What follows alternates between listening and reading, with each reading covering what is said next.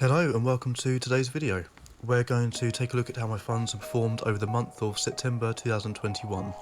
September is normally a bad month for the markets for many reasons, but this month has been especially bad with the Evergrande crisis dragging on, as well as other events around the world leading to a lot of uncertainty in the market. On top of that, more locally, we've had the effects of Brexit causing absolute chaos. So let's see how we fared this month.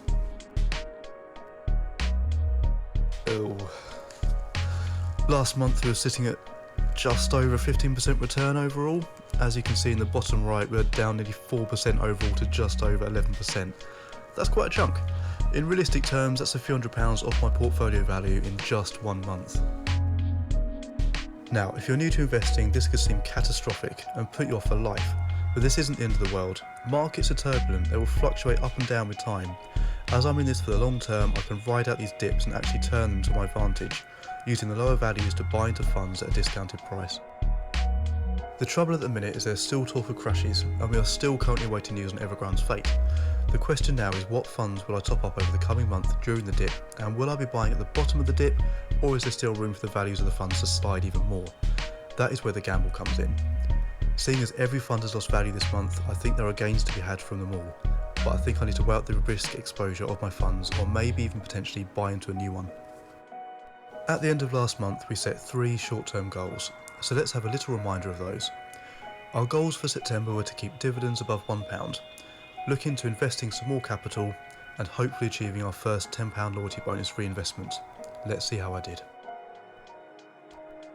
I had one small dividend payment which is helping to keep above the £1 target. I think it may dip below or get very close to the £1 mark by Christmas, but we're due more payments in the new year, so I should be fine with that. I did make 2 extra deals this month, which turned out to be pretty poorly timed in the end, but it's all a learning experience, right? Let's just try not to repeat these mistakes in the future.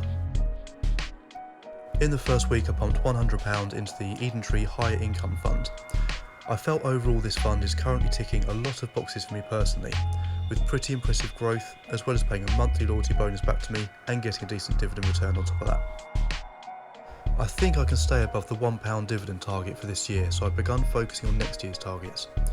The dividends I receive go towards paying the monthly account fee, and at the moment they are covering them nicely, but they will increase over time, so I will try and increase my dividend payments in line with that until we have a decent amount in our funds to possibly draw an income.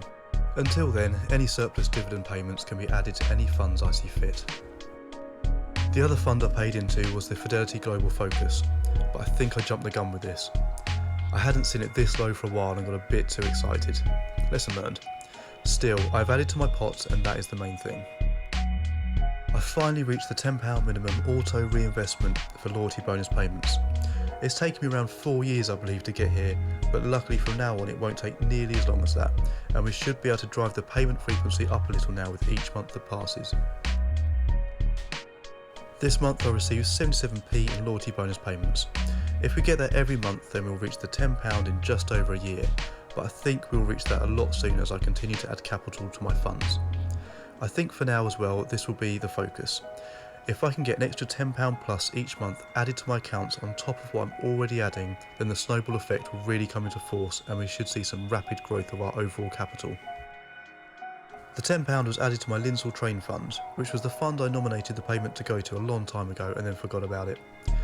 I would just amend it now though to go to my Fidelity Global Focus Fund for the time being.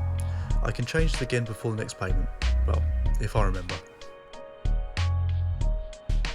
As I like to do every month, I'm going to set some short-term goals, so here we go. For the upcoming month, I'm going to try and invest some more capital if the timing looks better.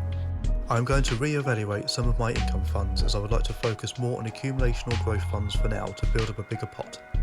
I think at this stage too I need to look at diversifying a bit, as the Fidelity Global Focus account is my main holding, but it's starting to look a little risky to me and I don't want to end up with all my eggs in one basket.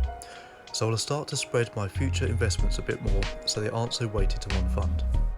I'm also going to try and get the £10 reinvestment down from the nearly 13 months it's currently at as well.